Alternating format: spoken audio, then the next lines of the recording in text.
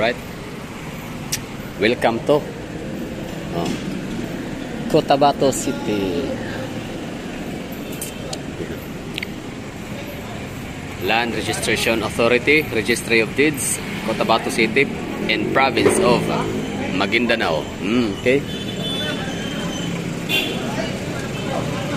So, Cotabato City is in the province of Maguindanao. Bakit hindi siya sa South Cotabato or North Cotabato, no? Nakakalito yun, Pangalan niya ay Cotabato pero hindi siya probinsya ng Cotabato.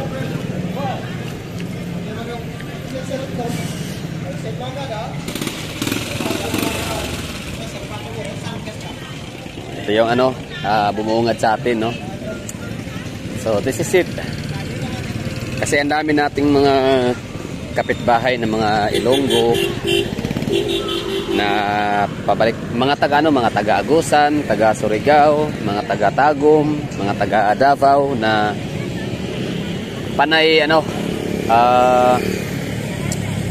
pasyal, no, namamasyal lagi sa Cotabato City. Panay ang pabalik-balik nila sa lugar. Siyempre ako na may nagtataka, meron sa Cotabato City na to? Bakit ang mga to ay pabalik-balik, no? Iikutin natin to. Plaza. So yung sinakyan nating van galing sa Marawi ay tumakbo ng ilang oras lang ba? 3, grabe, bilis. 3 hours and 40 minutes. Kasi umalis kami doon ng alas 4. 5, 6, 7, 7:40 na.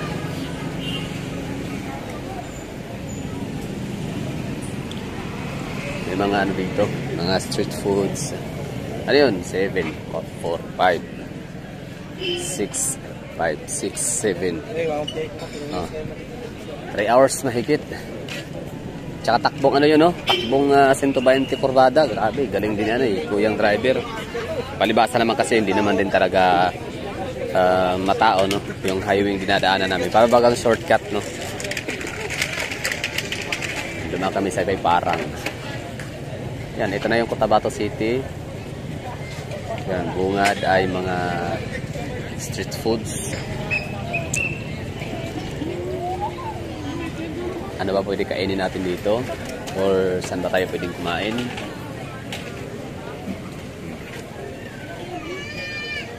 So, plaza or park.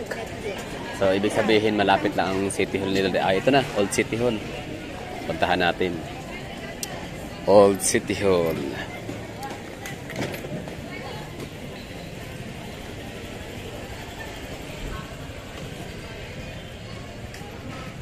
Province of Maguindanao. Maguindanao, walang ibang walang ibang probinsya yan.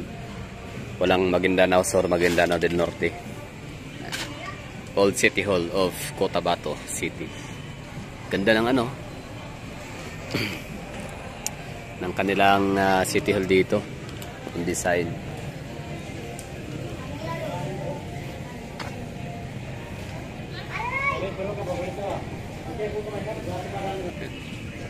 So, yung nakasabayan kong mga pasahero galing Marawi ay si Kuyang nagtatrabaho sa Maranao lahat, no? Ay, hindi pala, mayroon pala isa hindi Maranao, yung Egyptian.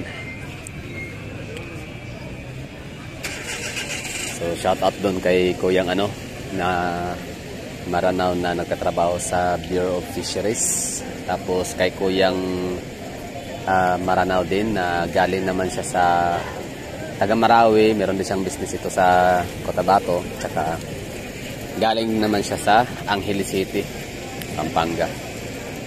Tapos yung babae naman sa front seat na mabait din, no? Tinulungan niya tayong tukuyin or kilalanin yung mga nadadaan ng mga lugar kanina. Ayun lang, so 5 pasahero lang kami. Panlima yung sa front seat na si Madam, na bubaba siya sa iwan ko anong lugar yun, parang bago Parang, no?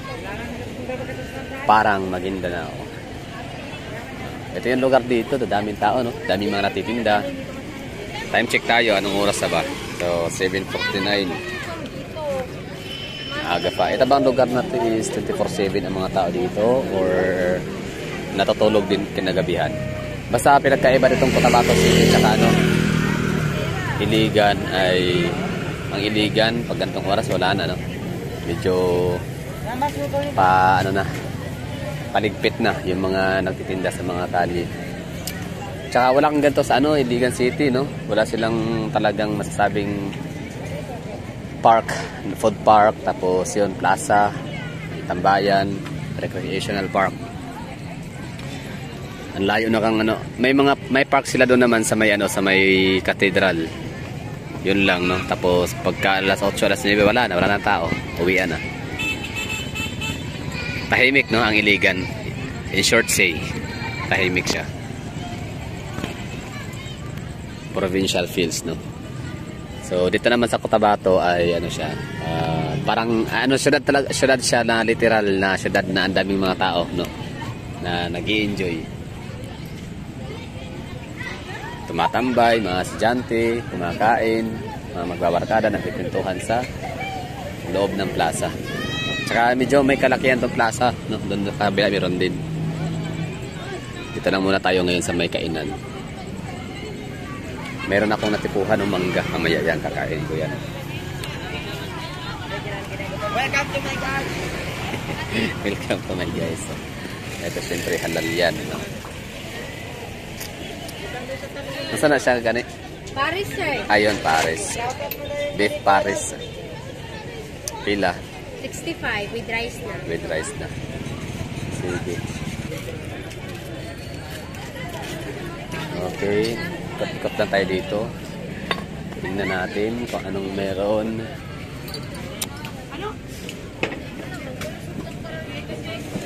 Yun, papir.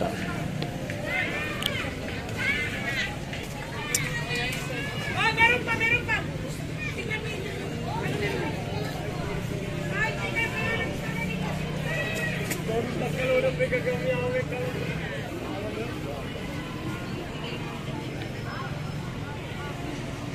Rizal Park.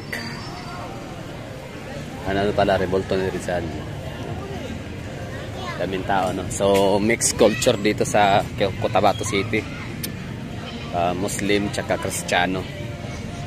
Maranao, Maranao o Maguindanao. Doon sa Marawi kanina, doon, may mga Kristiyano din, no? Pero konti lang.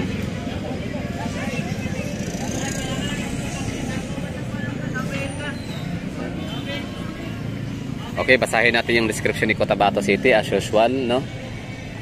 So, copy tayo kay Wikipedia. So, ito na, no? Siya pala ay Itsusi. Cotabato City, the city of Cotabato or Kota no Cotabato, Bandar a Cotabato, is a third-class independent component city in Bangsamoro Autonomous Region in Muslim Mindanao. Nga pala, speaking of Bangsamoro Autonomous Region Muslim Mindanao, so ano pala to, no? BARM, na siya, kumbaga batas na siya, no? Naipasa na pala to. So ibig sabihin sa mga hindi nakakaalam dyan sa Bangsamoro Autonomous Region in Muslim Mindanao, search na lang kung ano yon. Para silang parliamentary system, ganun. Na meron silang under sila sa national government natin, pero meron na silang sariling parang gobyerno nila, no. Tapos ang kanilang pinaka-head of state, or sabihin natin na pinaka-head sa kanilang rehiyon ay ang tinatawag na chief minister. Okay. According to the 2020 census, it has a population of 325, making it as the most populated city under the independent component city. So, ilan ba ang ano bang ibig sabihin ng independent component city?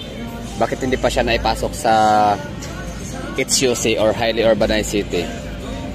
Ito, number 1, okay, legal classification, okay. Ano lang to, kumbaga review lang to, mga hagala. Highly urbanized cities with a minimum population of 200,000 with 50 million income. Tapos independent component. So ito na 'yon, si Cotabato City, no? So konti lang pala sila, 4 independent component city. So Cotabato City, Dagupan City, Naga City, Ormoc and Santiago. 5 lang pala sila, konti lang. So, the rest is component city na. Okay, yun lang. Tapos, making it, okay, as the most populated city under the independent city. Ito yung ano niya, drawing, yung kanyang skyline. City Hall. Okay. Bird's eye view of Cotabato City, City Hall of Cotabato, Tantawan Park. Yan sila. Maguindanao del Norte. Yun na nga, sabi ko, meron pala Maguindanao del Sur and del Norte. Hindi kasi masyadong dinig. Anyway, balikan natin to dito. Country, Philippines, Bangsamoro, Region, Province, Maguindanao del Norte, geographically only. Lone District of Maguindanao del Norte. During Manobo period, 13th century, founded as a capital, 1520. Oy, matagal din pala, no?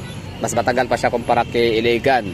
Tsaka kay CDO, kasi si Iligan CDO ay 1600s something, di ba? So ito siya 1520, founded as capital of Maguindanao Sultanate. Sa bagay, alam naman natin na pre-colonial era, may mga na talaga, no? Sultanate na talaga ang Mindanao. Okay, itong ARM region, ARM or BARM. Okay?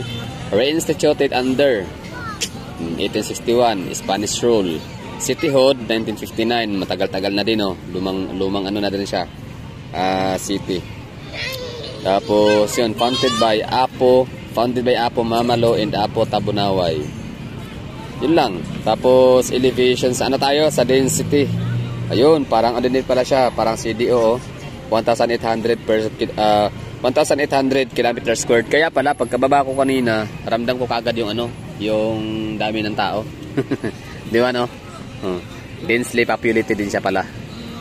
Just like CDO. Kaya pala ramdam ko kaagad na daming tao. Yun pala. Maliit na yung location nila, yung yung land area. Natin yung land area. Tapos tayo sa density, land area. Land area. Ang liit lang pala. Land area. Mayor. Land area 176 lang, no? Liit. Kaya pala densely populated. Okay. Uy, third income class. Tapos poverty incidence. Bakit ang taas, mga hagala? Ano ibig sabihin yan? Kasi di ba sa Mandawi, Cebu, Lapu-Lapu, Davao, mga Taguig, no, yung mga lugar na yon na nababanggit ko, ang kanilang poverty incidence is nasa mga 2%, 8%, 12%, no. So ito sobrang laki. So far ito pa yata ang may pinaka mataas na poverty incidence na aking nakita, as in 42%. So ano ibig sabihin niya, mga gala? Okay, revenue yan, $1 million.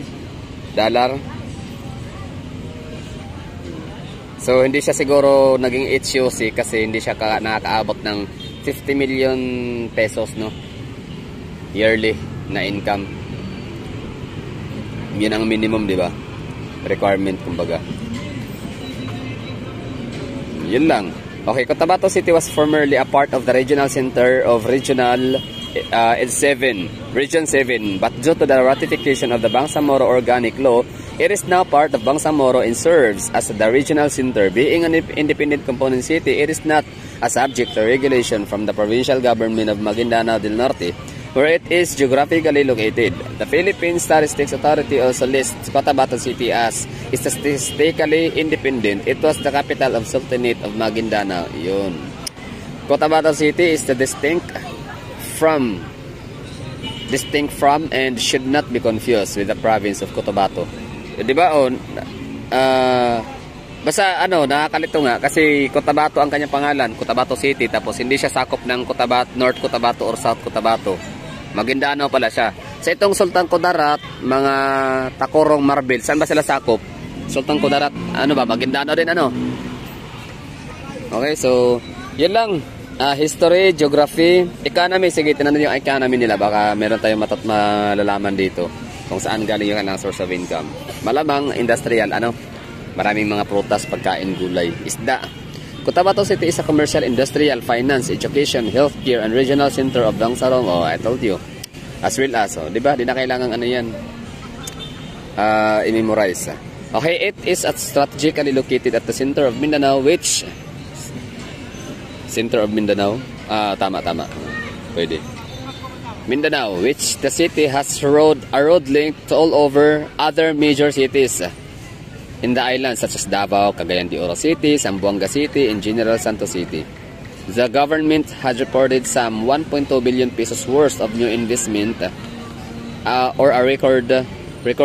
So ibig sabihin, ano siya, pwede na siyang mapasok sana sa issue si ano, kasi meron siyang 50 lagpas, billion nga investment. Anyway, 1,368 new businesses in 2019 as a result of the robust growth in city's economy. It has posted a total annual of 1.44 billion pesos in the same year. For the past 5 years, Cotabato City's annual income had been growing at an average of 10.51% yearly.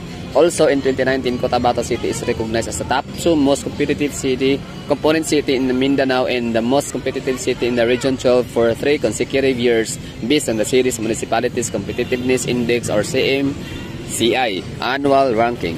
The gross domestic product of the city is at 72 billion. Malaki, no?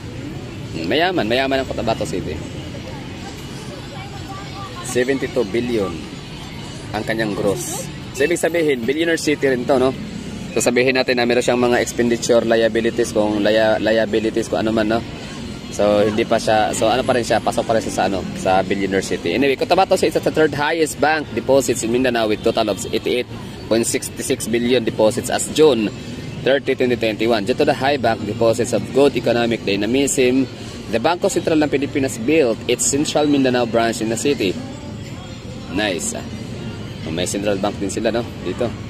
The city has local and national based shopping centers. Local based shopping centers like Soperama, Sogne, Mall of Alnor, and South Seas Mall have been in competition with the national based shopping center like City Mall, Pure Gold, Robinsons, Supermarket, and Department Store.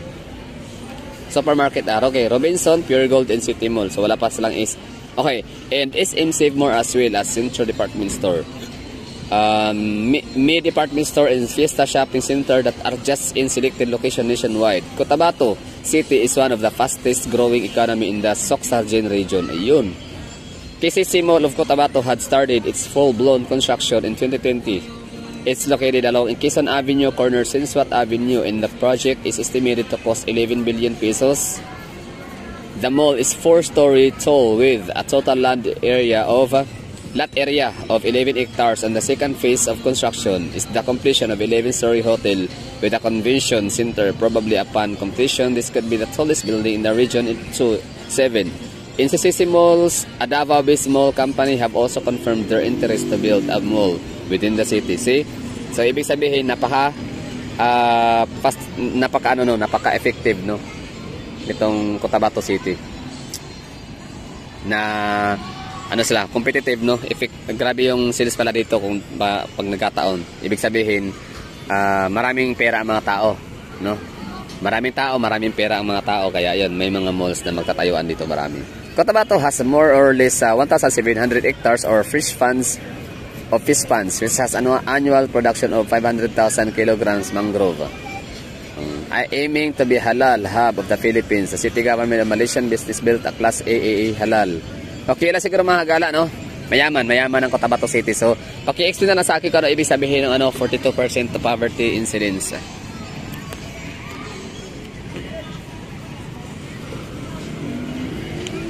Yan, Cotabato City.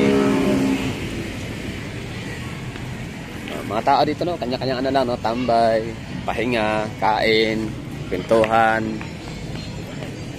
Ang itong lugar na to, ang kanilang plaza ay hindi lang siya pang pamilya, kundi pang sports pa. Pang sports. More on pang family talaga siya, no? Yan. Welcome to Cotabato City. Yan. Siyempre iba ang hitsura ng lugar kapag araw at gabi. Kumbaga, shout out natin sila, oh. Magsa-subscribe. Subscribe na sila, subscribe. Yan ang mga Cotabateño. Uy, ano pala no, mga cheerful pala mga taga Cotabato. Mga smiling, cheerful, yan, mga approachable. Nice one. Ito yung kanilang ano, multi-cab, mga service dito, no? Pamasada. Anong ruta yan? To W Inde Village Supermarket. Okay. Tapos ito naman na area, ito yung kanilang parang ano, mga entablado stage, no? Kung meron silang gagawing mga tawag nito, event, no? Or celebration. So dito yun ay gaganapin.